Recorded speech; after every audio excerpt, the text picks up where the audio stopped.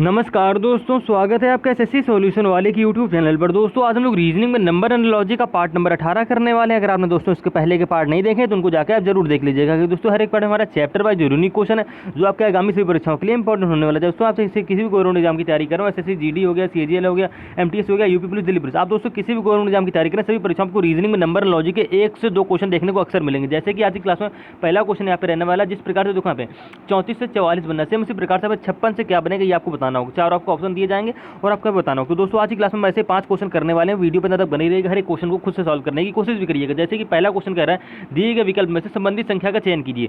यानी कि दोस्तों जिस प्रकार से यहाँ पे 343 यहाँ पे बनना है 525, सेम इसी प्रकार से 729 यहाँ पे क्या बनेगा, बस आपको इतना बताना है। तो काफी बच्चे क्या करेंगे, वो ध्यान से देखते हैं क्वेश्चन को, बोलते हुए जो 343 है ये हमारा होती है 7 की क्यूब, ठीक है। ये हमारी 525 जो हो रही है हमारी क्या होती है 5 की क्यूब होती है। यानी कि यहाँ पे क्या हो गया, 7 के बाद दे दी गई 5 की क्यूब, कितना माइनस जा रहा है 2 माइनस गया। सेम इसी प्रकार से ये 729 किसकी क्यूब होती है, हम ऐसा इसलिए कर रहे हैं क्योंकि जितनी भी संख्या हमको यहाँ पे दे रखी है प्रश्न में, सारी संख्या में किसी न किसी संख्या की क्यूब है। सेम इसी प्रकार से भाई 729 जो होती है हमारी क्या होती है 9 की क्यूब होती है। इसलिए आपको क्या करना पड़ेगा, 1 से लेकर 30 तक स्क्वायर क्यूब पूरी याद होनी चाहिए, तभी आप क्वेश्चन को जल्दी से बना पाओगे।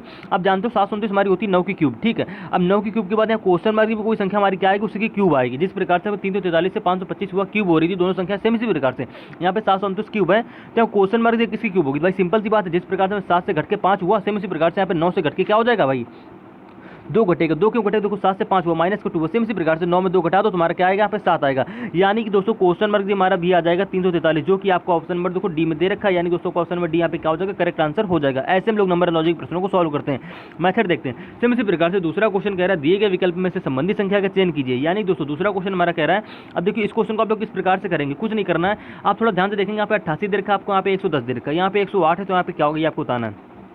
तो काफ़ी बच्चे क्या करते हैं 88 और 110 के बीच गैप निकाल लेते हैं, ठीक है। जितना गैप आया वही गैप 108 को और इसके बीच के निकालने की कोशिश करते हो। चलो मैं पहले गैप से बना के कोशिश करते हैं, ठीक है। देखिए तो कितना बचेगा, ये हमारा बचेगा यहाँ पे 20 2 22, इसके बीच गैप हमारा कितने का रहा 22 का रहा। सेम इसी प्रकार से अगर हम लोग 108 में भी 22 जोड़ दें तो हमारी क्वेश्चन मार्क की वैल्यू बननी चाहिए। तो जैसे ही आप जोड़ोगे तो हमारा यहाँ पे क्या हो जाएगा 8 2 10 2 कम 2 3 310 आया, लेकिन 310 आपको किसी ऑप्शन में नहीं दे रखा है। यानी दोस्तों ये आपका लॉजिक यहाँ पे क्या हो जाएगा, गलत हो जाएगा।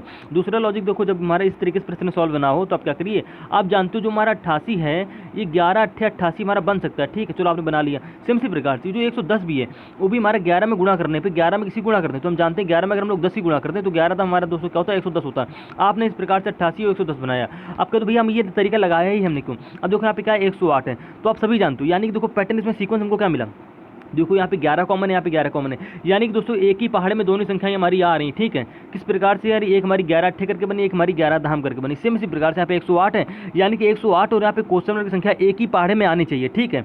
कैसे आएंगे हमको समझाते हैं। आप जानते हो सभी जानते हो 12 नवैया दोस्तों हमारे क्या होता है, 12 नवैया हमारा होता है डायरेक्टली 108, ठीक। आपने 108 तो बना लिया, लेकिन बात करते भैया क्वेश्चन मार्क की वैल्यू कैसे बने, ऐसी गुणा कर देना, नहीं तो इसका भी हमारा एक सीक्वेंस होने वाला है। जिस प्रकार से हमने 12 में 9 की गुणा करी, देखो अब यहाँ पे भी फिर से क्या होगी 12 की गुणा होगी, लेकिन किस संख्या की गुणा होगी 12 में, मतलब किसी गुणा आप करें। तो देखिए भैया यहाँ पे 8 से क्या हुआ 10 हुआ, यानी कि देखो हमने पहले 11 में 8 बार 11 की गुणा 8 में की, सेम इसी प्रकार से 11 गुणा 10 में की, यानी कि 8 से 10 हुआ, कितना बढ़ गया 2 बढ़ गया। सेम इसी प्रकार से देखो हाँ 12 में सबसे पहले 9 की गुणा हुई 108 बन गया। सेम इसी प्रकार से 9 में भी क्या करोगे 2 बढ़ा दोगे, तो जैसे आप 9 में 2 बढ़ाओगे दोस्तों हमारा 9 तो क्या होता है 11 होता है, यानी कि अब 12 गुणे 11 हो जाएगा।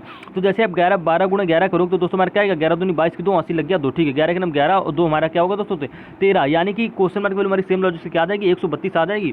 और आपको ऑप्शन नंबर ए में दे रखा है दोस्तों, यानी कि ऑप्शन नंबर ए आपके यहाँ पे करेक्ट आंसर हो जाएगा। इस तरीके से आपको क्वेश्चन को सॉल्व करना है। सेम इसी प्रकार से रीजनिंग का दोस्तों जो हमारा तीसरा क्वेश्चन कह रहा है दिए गए विकल्पों में से संबंधित संख्या का चयन कीजिए। अब देखिए इस प्रश्न में क्या हो रहा है, सिंपल तो क्वेश्चन मात्र 2 सेकंड दोस्तों लगने वाले हैं। अगर आप प्रश्न को ध्यान से देखेंगे यहाँ पे 567 से दोस्तों क्या हो रहा है 500 हो रहा है, और यहाँ पे 670 से यहाँ पे क्या हो रहा है ये आपको बताना होगा। तो भाई कुछ नहीं करना है, काफ़ी बच्चे क्या करेंगे 570 ऐसे लिखेंगे भी नहीं, और उसमें डायरेक्टली क्या करेंगे 67 हटा देंगे, आपको यहाँ पे बन जाएगा 500, ठीक है। सेम इसी प्रकार से भाई यहाँ पे 670 है, 670 में आप 70 घटा दो तो आपको बनेगा 600, लेकिन आपको किसी ऑप्शन में नहीं दे रखा है। यानी कि एग्जामिनर ने क्या किया यहाँ पे भी क्या कर दिया, उसने 67 ही घटाया। कभी कभी क्या करता है यहाँ पे भी 70 रिमूव करता है, आपको ऑप्शन में 600 दे भी रखा है, उस तरीके से भी करेंगे। लेकिन हमारा उस प्रश्न उस तरीके से सॉल्व नहीं हो रहा, तब क्या करोगे इसमें भी माइनस का 67 कर दो। जिस प्रकार से आपने 567 में 67 माइनस किया, तो जैसे भैया इसमें 67 माइनस करोगे तो दोस्तों हमारे यहाँ पे क्या बचेगा 603, यानी कि क्वेश्चन मार्क वैल्यू दोस्तों आपकी क्या हो जाएगी 603 हो जाएगी, और आपका ऑप्शन मेरे यहाँ पे बी करेक्ट आंसर हो जाएगा। तो उम्मीद है दोस्तों आप रीजनिंग में नंबर लॉजिक है इस क्वेश्चन को भी समझ गए होंगे। अब सेम इसी प्रकार से दोस्तों हमारा रीजनिंग का चौथा क्वेश्चन है, कह रहा है दिए गए विकल्पों में से संबंधित संख्या का चयन कीजिए। दोस्तों मोस्ट इंपॉर्टेंट क्वेश्चन है, इस सवाल को करने के हमारे 2 तरीके होते हैं। पहला तरीका ये होता है कि भाई 34 से 10 बना लो, 34 में 10 जोड़ दो हमारा 44 बन गया, ठीक है। सेम इसी प्रकार से भाई 56 में क्या करो 10 जोड़ दो 66 बन गया, और आपका ऑप्शन में सी करेक्ट आंसर हो गया। ठीक है, पहला तरीका ये हमारा हो गया। दूसरा तरीका सवाल करने का हमारा ये भी होता है, कभी कभी क्या करता है एग्जामिनर इस टाइप से क्वेश्चन को नहीं बनाता, बनाता इस टाइप से, यानी कि यहाँ पे 34 है तो आप 34 को क्या लिख सकते हो, अगर हम पलट दें तुम्हारा 43 बन जाएगा, 43 में अगर हम लोग एक जोड़ दें दोस्तों तुम्हारा यहाँ पे 44 बन जाएगा। ऐसा हमने क्यों किया, क्योंकि हमको बनाना था 44, तो हमने क्या किया 4 को इधर ले गया, 3 को इधर ले गया, हमारा बन गया 43, 43 में एक जोड़ दिया, हमारा बन गया 244। ठीक है, कभी कभी हमारा ये लॉजिक लगता है। सेम इसी प्रकार से यहाँ पे 56 है, 56 के क्या करो 6 इधर ले आओ, 5 इधर ले आओ, 65 बन गया। सेम पैटर्न से इसमें भी एक जोड़ दो तुम्हारा बन जाएगा 266। देखो इस प्रकार से भी आपका 66 आ रहा है। ठीक है, तो उम्मीद है दोस्तों आप रीजनिंग में इस दोनों पैटर्न को आसानी से समझ गए। अब सेम इसी प्रकार से हमारे रीजनिंग का 5वां क्वेश्चन है, आखिरी क्वेश्चन कह रहे हैं दिए गए विकल्पों में से संबंधित संख्या का चयन कीजिए। इसको तो बच्चे देखते ही आंसर दे देंगे 2 सेकंड के अंदर, बोल देंगे भैया 12 से क्या बनना है 148 बनना है। जब भी आपकी छोटी संख्या से बड़ी संख्या बने तो आप क्या करते हो, इसमें स्क्वायर करते हो, गुणा करते हो।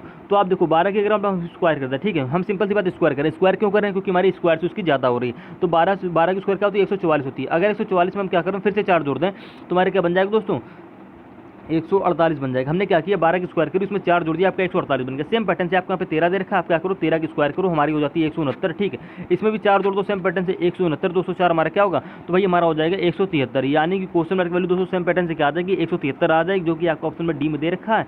बस आपको ऑप्शन में डी यहाँ से करेक्ट आंसर हो जाएगा। तो ऐसी प्रिंसिपल में मात्र आपको नंबर लॉजिक एक क्वेश्चन ही कभी कभी 2 क्वेश्चन देखने को मिलते हैं। तो दोस्तों ऐसे ही क्वेश्चन इसी लॉजिक के आधार पर पूछे जाते हैं। और भी हमने कई सारे पार्ट करा रखे हैं पिछले, जैसे पिछले के टोटल 17 पार्ट हो गए, तो उनको आप जाके देख लीजिए, तो आपका हर एक लॉजिक क्लियर हो जाएगा। कभी भी क्वेश्चन से किस प्रकार से पूछता है, जैसे कि देखिए यहाँ पे 12 है, ठीक है, और यहाँ पे क्या कर देगा, यहाँ पे कर देगा 1। देखो हम बताते हैं आपको, देखो जैसे यहाँ पे 12 है, यहाँ पे कर देगा 1। ठीक है, सेम इसी प्रकार से यहाँ पे 13 है, ठीक है, सॉरी 13 नहीं, 13 यहाँ पे 13 नहीं मानी, यहाँ पे मान लो 23 मान लो। ठीक है, तो यहाँ पे क्वेश्चन मार्क वैल्यू क्या है बस आपको इतना बताना। तो 12 से 1 आप कैसे बनाओगे, तो काफ़ी देखो इसमें काफ़ी बच्चे कंफ्यूज होते हैं, नहीं कर पाते। भाई कुछ नहीं करना, सिंपल सी बात है। एग्जामिनर ने क्या किया, काफ़ी बड़ी संख्या तो छोटी संख्या बननी है, यानी कि उसने क्या किया, या तो आप कैसे हो भाग किया होगा। ठीक है, 12 की भाग 12 में कर दो तो आपका 1 आ जाएगा, लेकिन आप 23 की भाग 23 में करो तो आपको ऑप्शन में 1 नहीं दे रखा होगा। ठीक, तो ये आपका लॉजिक इस लॉजिक के आधार पर नहीं पूछेगा, आपको कोई ऑप्शन में 1 देगा नहीं। तो आप क्या करोगे, जब भी भाई ऐसा क्वेश्चन पूछे तो आप क्या करोगे, देखो 1 है, आपने एक क्वेश्चन लिखा, तुम्हारा दूसरा यहाँ पे 2 है, उसको क्या करो उसके ऊपर पावर में चढ़ा दो। तो हम अगर ये हमारा 1 की स्क्वायर हो गया, अब 1 की स्क्वायर हमारी क्या होती है दोस्तों 1 ही होती है। आप जानते हो 1 की स्क्वायर 1 क्यूब हमारी क्या होती है 1 ही होती है। ठीक है, सेम इसी प्रकार से पैटर्न क्या लगा,